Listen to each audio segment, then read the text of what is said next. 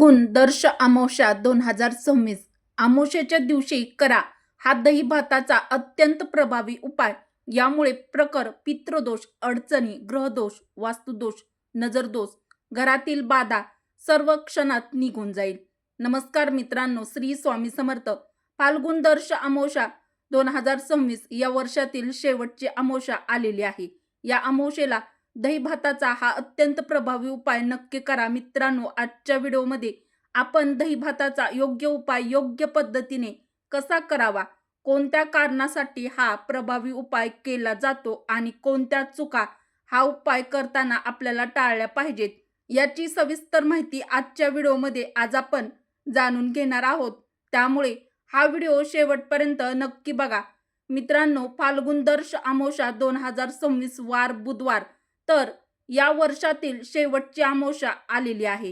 हिंदू वर्षातील शेवटची अमावस्या फाल्गुन महिन्याच्या कृष्ण पक्षातील अमावस्येला दर्श अमावस्या किंवा फाल्गुन अमावस्या असे म्हणतात। गुढीपाडव्यापासून हिंदू नववर्षाची सुरुवात होते आणि म्हणून ही वर्षातील शेवटची अमावस्या मानली जाते। अमावस्या तिथी प्रारंभ 18 मार्चला सकाळी 8:25 सुरू होणार आहे आणि अमावस्येची समाप्ती 19 मार्च वार गुरुवार सकाळी 6:53 समाप्ती होणार आहे। त्यामुळे ही अत्यंत महत्त्वाची फाल्गुन अमावस्या देखील मानली जाते। तर मित्रांनो, सर्वात पहिल्यांदा आपण दही भाताचा हा उपाय नेमका कोणत्या कारणासाठी करावा हे अगोदर समजून घेऊया। जर आपल्या घरामध्ये वास्तुदोष असतील तरी सुद्धा हा उपाय अमावस्येला करू शकता। तसेच आपल्या घरामध्ये प्रखर पितृदोष असतील तर आपल्या पूर्वजांचा म्हणजेच पितरांचा आशीर्वाद आपल्या पाठीशी कायम राहावा किंवा आपले पितर संतुष्ट राहावेत, या कारणासाठी आपण हा उपाय करतो। तसेच मित्रांनो, जर आपल्या घरातील लहान मुलांना किंवा कोणत्याही वयाच्या व्यक्तींना वाईट नजर लागलेली असेल, ज्याला आपण फाल्गुन दर्श अमावस्येच्या दिवशी हा प्रभावी उपाय उपयुक्त ठरतो। मित्रांनो, जर तुमच्या घरामध्ये एखादं लहान बाळ असेल किंवा लहान मुलांना दृष्ट लागली असेल तर ते खाणं पिणं टाळतात, खूप चिडचिड करतात आणि सतत रडत असतात। मोठ्या व्यक्तींच्या बाबतीत सांगायचं झालं तर त्यांचं खूप डोकं दुखतं, कामात रस राहत नाही, स्वभाव चिडचिड होतो, त्यांच्या प्रगतीत अडथळे येतात। अशा वेळी हा दही भाताचा प्रभावी उपाय उपयोगी ठरतो। अमावस्या किंवा पौर्णिमा यासारख्या ठराविक तिथीच्या जवळ आल्यानंतर घरामध्ये भांडणे वाद होतात, काहींना अस्वस्थ वाटतं, या कारणासाठी ही दही भाताचा प्रभावी उपाय केला जातो। या उपायामध्ये प्रत्येक वेळी बदल केले जातात। हे बदल मी तुम्हाला कोणत्या कारणास्तव आहेत हे सांगणार आहे। सर्वप्रथम जाणून घेऊया की दही भात कसा तयार करायचा। दही भात बनवण्यासाठी तुम्हाला तांदूळ लागतील, निवडलेले तांदूळ घ्यायचे आहेत। निवडलेले तांदूळ तुम्ही पाण्यात शिजवू शकता किंवा शिजवण्याआधी धुवून घेऊ शकता, दोन्ही पद्धती योग्य आहेत। पाणी उकळायला ठेवायचं, पण त्यामध्ये मीठ किंवा तेल अजिबात टाकायचं नाही। उकळत्या पाण्यात धुतलेले तांदूळ टाकायचे आणि अळणी भात शिजवून घ्यायचा, त्यात मीठ अजिबात टाकायचं नाही। भात शिजवला की तो थंड होऊन द्यायचा आणि मग उपायासाठी आपण तो भात वापरू शकतो। मित्रांनो, तुम्ही थोडंसं आंबट दही घेतलं तरी चालेल किंवा अगदी ताजं, अजिबात आंबट दही नसलं तर हरकत नाही। दह्यासाठी कोणताही कठोर नियम नाही। जर दही भात पितरांना नैवेद्य म्हणून अर्पण करायचा असेल तर पितरांच्या नावाने घास ठेवायचा असेल तर तो दही भात तुम्ही पत्रावळीवर किंवा केळीच्या पानावर काढून ठेवू शकता। काही जण अमावस्येच्या दिवशी जेवायला बसतात त्यावेळी ताटाभोवती पाणी फिरवून दही भाताचा एक घास काढून खाली जमिनीवर किंवा केळीच्या पानावर ठेवतात। हा घास पितरांच्या नावाने काढला जातो आणि नंतर कावळा, कुत्रा, गाय अशा प्राण्यांना दिला जातो। तर तुम्हाला असा घास काढून ठेवायचा असेल तर एखादी प्लेट, पत्रावळ, केळीचं पान वापरू शकता, ज्यावर ठेवलेला घास नंतर प्राण्यांना देता येईल। जर तुम्हाला दही भात डायरेक्ट पितरांच्या नावाने वेगळा ठेवायचा असेल तर पत्रावळी किंवा भांड्यात घ्यायचा असेल तर दही मिसळून दही भात तयार करून तो केळीच्या पानावर, पत्रावळीवर किंवा एखाद्या प्लेटमध्ये काढायचा असेल तर काहीच उपलब्ध जर नसेल तर तुम्ही अगदी पेपरवरती देखील दही भात छतावर ठेवू शकता, जेणेकरून प्राणी पक्षी खाऊ शकतील। दही भात मुंग्याच्या वारुळाजवळ ठेवता येतो. मित्रांनो, याचा उद्देश असा कोणत्याही मुक्या जीवाला दहीभात खायला मिळावा, ज्यामुळे आपल्या पितरांच्या आत्म्याला शांती मिळते. मित्रांनो, पुढील उपायासाठी दहीभाताचा उपयोग कसा करावयाचा याबद्दल सांगते. तुम्हाला एक शेणाची गौरी घेऊन पेटवायची आहे. ती चांगली पेटल्यावर त्यावर थोडासा गूळ, थोडंसं तूप, तयार केलेला दहीभात आणि 2-4 तुकडे शेवयाचे टाकायचे आहेत. त्यानंतर कडेने पाणी फिरवून पितरांचे स्मरण करून नमस्कार करायचा आहे.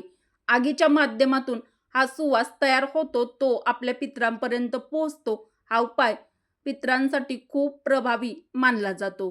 वास्तुदोषासाठी दहीभात एका पुट्ट्यावर किंवा भांड्यात घ्यायचा आणि 4 भाग करायचे.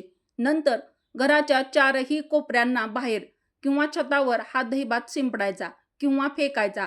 ही पद्धत वास्तुदोष दूर करण्यासाठी म्हणजेच निवारण्यासाठी उपयोगी ठरते.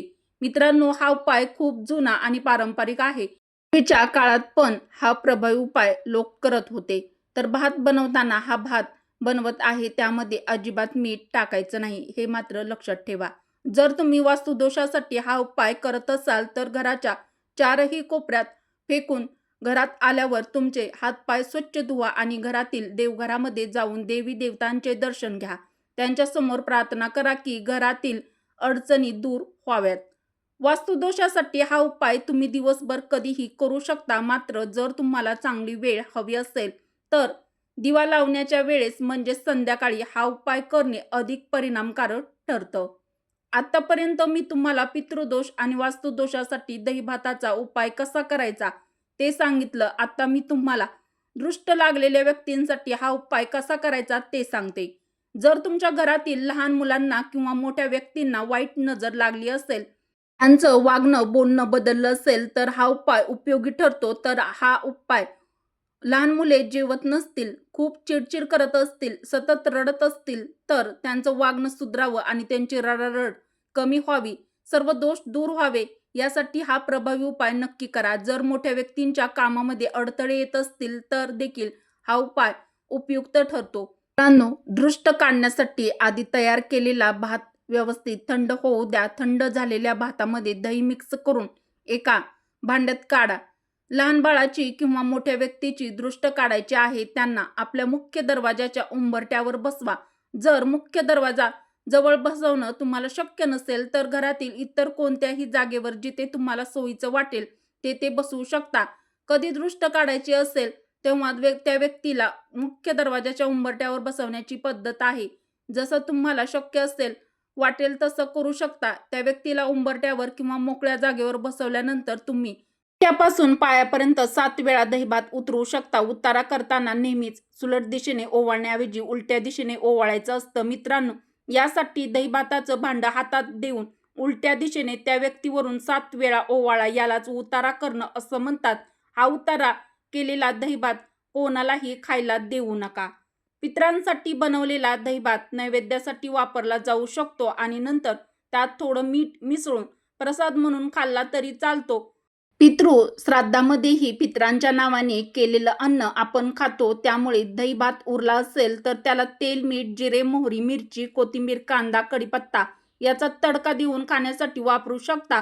परंतु मित्रांनो, लक्षात ठेवा, मात्र नकारात्मक ऊर्जेचा उतारा केलेला दहीभात कोणत्याही परिस्थितीत खाल्ला जाऊ नये. उतारा करताना मनात प्रार्थना करायची आहे की ज्या व्यक्तीला दृष्ट लागली आहे तर ती दूर होऊ दे, तिच्या मागच्या सर्व नकारात्मक ऊर्जा नष्ट होऊ दे. उतारा झाल्यानंतर तो दहीभात अशा ठिकाणी टाकायचा आहे जिथे कोणाचाही पाय पडणार नाही, जमिनीवरचे जीवजंतू किंवा प्राणी खाऊ शकतील. मात्र तो अशा ठिकाणी ठेवला पाहिजे जिथे तो पायाखाली तुडवला जाणार नाही. तसेच घरात त्या दहीभाताचा एकही अंश राहू देऊ नका. जर अमावस्या आणि पौर्णिमेला मन सैरभर होत असेल, घरात नकारात्मक ऊर्जा जाणवत असेल, वाद भांडणं होत असतील तर त्यासाठी दहीभाताचा उपाय केला जाऊ शकतो. यासाठी दहीभात व्यवस्थित मिक्स करून एका केळीच्या पानावर किंवा अन्न पदार्थासाठी न वापरल्या जाणाऱ्या भांड्यात भरून ठेवा. अमावस्येच्या रात्री झोपण्याआधी तो भात बाथरूमच्या खिडकीवर, भिंतीजवळ किंवा जिथे सांडपाणी जात असेल अशा ठिकाणी ठेवा. सकाळी उठल्यानंतर त्या भांड्याला उचलून निर्जन ठिकाणी घेऊन जा, जिथे तो कोणाच्या नजरेस पडणार नाही किंवा कुणाचा पाय तेथे पडणार नाही. तो दहीभात अशा ठिकाणी टाकून द्या. घरात परत आल्यावर जर अंघोळ केलेली नसेल तर अंघोळ करा. जर अंघोळ आधीच केलेली असेल तर हात पाय धुवायला विसरू नका. रोजच्या कामाला लागा. मित्रांनो, जर हा उपाय तुम्ही पितृदोषासाठी करत असाल तर तो पितरांच्या आत्म्यास शांती मिळावी, आपल्या पूर्वजांचा पितरांचा आशीर्वाद कायम आपल्याशी पाठीशी राहावा, त्यांची नाराजी दूर व्हावी या उद्देशाने केला जातो. आपल्यावरती पितर प्रसन्न म्हणजे आपले पूर्वज आपल्या कोणत्याही कामात अडथळा येऊ देत नाहीत, म्हणून बरेच जण देवाच्या कोपाप्रमाणेच पितरांच्या आत्म्याला शांत ठेवण्यासाठीही तेवढेच महत्त्व देतात. त्यामुळे तुम्ही हा दहीभात अशा ठिकाणी ठेवावा जेथे कावळे, कुत्रे किंवा इतर प्राणी किंवा पक्षी तो खाऊ शकतील. तर तुमच्या घराला खरोखरच पितृदोष असेल आणि तुमचे पितर तुमच्यावर नाराज असतील तर तो दहीभात थोडा का होईना प्राणी किंवा पक्षी खातील. मित्रांनो, परंतु जर पितृदोष नसेल आणि पितरांच्या संबंधित कोणतीही चूक झालेली नसेल तर त्या दहीभाताला तोंड लावायला कोणीही प्राणी येणार नाही. हा अनुभव तुम्हाला नक्कीच मिळेल. जर तुम्हाला असं वाटलं की आजूबाजूला प्राणी किंवा पक्षी असूनही त्यांनी दहीभात खाल्ला नाही तर याचा अर्थ तुमच्या घराला पितृदोष नाही. अशा वेळी तुम्हाला हा उपाय पुन्हा करण्याची आवश्यकता नाही.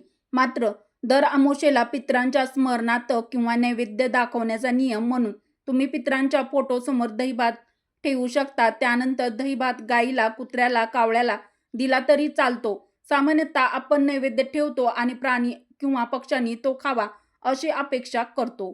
तर मित्रांनो, फाल्गुन दर्श अमावस्येच्या दिवशी करण्यासाठी हा प्रभावी दहीभाताचा उपाय हा व्हिडिओ तुम्हाला आवडला असेल तर व्हिडिओला एक लाईक अवश्य करा. तुमच्या मित्र परिवारासोबत, बहिणींसोबत हा व्हिडिओ जास्तीत जास्त शेअर करा. मराठी रोहिणी किचन आपल्या चॅनलला सबस्क्राईब जरूर करा. व्हिडिओ शेवटपर्यंत पाहिल्याबद्दल तुम्हा सर्वांचे मनापासून धन्यवाद. श्री स्वामी समर्थ. जय माता लक्ष्मी.